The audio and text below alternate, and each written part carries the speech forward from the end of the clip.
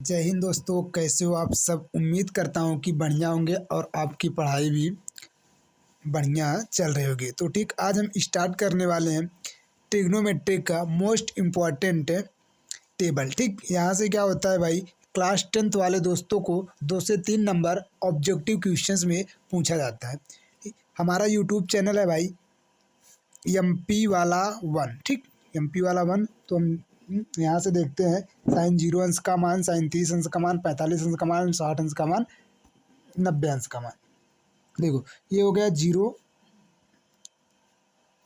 30 अंश का मान, 45 अंश, 60 अंश, 90 अंश, 90 अंश। ठीक, यहाँ से क्या हो गया दोस्त, यहाँ पर 0, यहाँ पर 1, यहाँ पर 2, यहाँ पर 3, यहाँ पर 4। यहाँ सभी के नीचे हम क्या कर देंगे, 4 लगा देंगे। सभी के नीचे हम क्या कर देंगे, हर में भाई 4 लिख देंगे।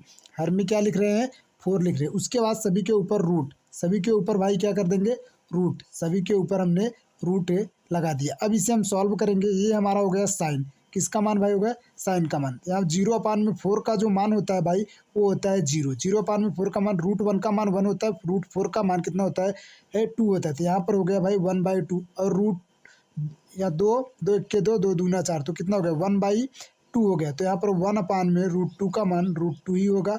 उसके बाद भाई √3, यहाँ पर ऊपर हो गया √3, √4 का मान 2 हो गया, √4 से 4 कैंसिल, तो भाई 1 बचा, √1 का मान 1 होता है। ये हो गया साइन। 0 का मान भाई 0 हो गया, 30 अंश का मान 1/2 हो गया, 45 अंश का मान 1/√2 हो गया, 60 अंश का मान √3/2 हो गया, और 90 अंश का मान 1 हो गया। देखो, साइन अंश का मान जो होता है भाई, यहाँ पर अब हमको क्या चाहिए, कॉस चाहिए।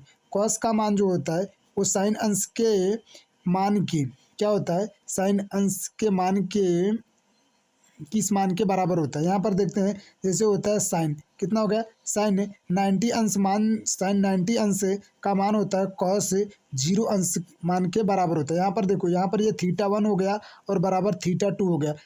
θ1 प्लस θ2 बराबर होना चाहिए भाई 90 अंश, तो ये वही होगा हमारा मान। ठीक, यहाँ पर क्या होगा, अब कहने का मतलब, अगर देखो यहाँ पर देखो, अगर 90 साइन का मान बढ़ा तो कॉस का मान भाई कितना होगा, थीटा का मान घटा। तो यहाँ पर इसका क्या हो जाएगा, अपोजिट हो जाएगा। तो यहाँ पर 90 अंश का मान 0 अंश के मान के बराबर हो जाएगा कॉस के। उसके बाद साइन 60 अंश का मान 30 अंश के मान के बराबर हो जाएगा, √3 बाई कितना हो गया भाई 2 हो गया, और 45 अंश के मान के बराबर हो गया, यहाँ पर 1/√2 हो गया। उसके बाद भाई यहाँ पर 1/2 हो गया, 0 हो गया। अब हमको चाहिए 10 का मान, किसका मान चाहिए भाई, यहाँ पर निकाल देते हैं।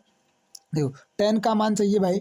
10 बराबर जो होता है वो साइन होता है। 10 बराबर कितना होता है, साइन थीटा। 10 थीटा बराबर होता है साइन थीटा अपान में कॉस थीटा होता है दोस्त।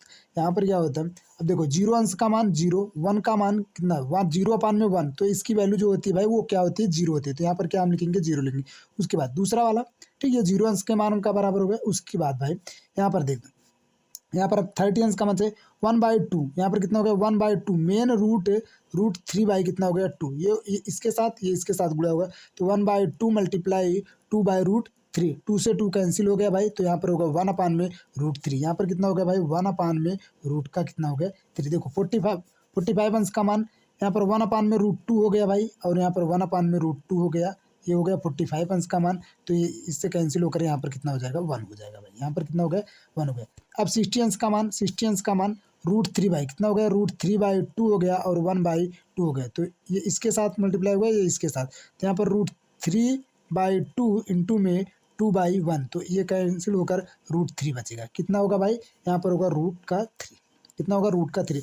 अब देखो यहाँ पर हो गया 0, हर में अंश में 1 0, तो इसका मान जो होता है भाई, इसका मान जो होता है, इसका मान होगा इनफाइनाइट। क्या होगा भाई, इनफाइनाइट। तो यहाँ पर हम लिखेंगे इनफाइनाइट। अब 10 जैसे साइन और कॉस में था दोस्त, वैसे 10 और कॉट में है। किसमें, जैसे साइन और कॉस में था वैसे 10 है और कॉट में है। तो 10 90 अंश का मान कॉट 0 अंश के मान के बराबर होगा, तो यहाँ पर होगा अनडिफाइंड कहते हैं इसे, इनफाइनाइट कहते हैं। ठीक, यहाँ पर √3 के यहाँ पर आ जाएगा, √3 यहाँ पर आ जाएगा, 1 ही रहेगा। यहाँ पर 1/√3 होगा, और यहाँ पर कितना होगा 0 होगा। अब देख देंगे, यहाँ पर हो गया भाई। अब हमको चाहिए सेक का। सेक थीटा बराबर जो होता है 1/cos थीटा होता है। 1 में क्या होता है भाई, cos थीटा, मतलब 1 ऊपर cos थीटा का वैल्यू नीचे। तो यहाँ पर जी देखो, यहाँ पर कितना हो गया 1, 1 लिखे ये वाला 1, उसके बाद कॉस 0 अंश का मान 1 होता है, 1 से 1 में कितना होता है 1 ही होगा भाई, यहाँ पर कितना होगा 1 ही होगा। उसके बाद देखो यहाँ पर ये हो गया, यहाँ पर है अब कॉस 1 अपान में √3/2, √3/2 ये क्या हो जाएगा ऊपर चला जाएगा तो यहाँ पर 2/√, कितना हो जाएगा √3 हो जाएगा, 2 कितना हो गया √3, यहाँ पर क्या होगा 2/√3 हो गया। अब देखो यहाँ पर 1 अपान में कितना हो गया 1 अपान में 1/√2, 1/√2 ये क्या चला जाएगा ऊपर चला जाएगा तो √2/1 होगा, तो यहाँ पर होगा √2, तो कितना हो गया भाई यहाँ पर हो गया √2 हो गया। अब इसका मान देखो 1/1 हो गया, 1/2 हो गया, तो यहाँ पर कितना हो जाएगा ये ऊपर चला जाएगा तो कितना हो जाएगा 2 हो जाएगा, तो यहाँ पर भाई इसका मान हो गया 2। उसके बाद देखो अब 0 है, क्या है 1 है अपान में 0 है, 1 है अपान में 0, अगर अगर हर में दोस्त 0 हो जाए, ऊपर कोई नंबर हो जाए तो उसका मान होता है अनडिफाइन, क्या होता है अनडिफाइन, यहाँ पर हो गया अनडिफाइन। अब देखो जैसे साइन कॉस में था, टेन कॉट में था, वैसे सेक और कॉस में था, सेक 90 अंश का मान कॉस 0 अंश के मान के बराबर होता है, तो यहाँ पर होगा अनडिफाइन। और कॉस सेक 60 अंश का मान कॉसेक 30 अंश के मान के बराबर हो जाएगा, यहाँ पर 2 होगा। सेक 45 अंश का मान कॉसेक 45 अंश के मान के बराबर होगा भाई दोस्त। और यहाँ पर होगा सेक 30 अंश का मान कॉसेक 60 अंश के मान के बराबर होगा, 2 अपान में √3 होगा।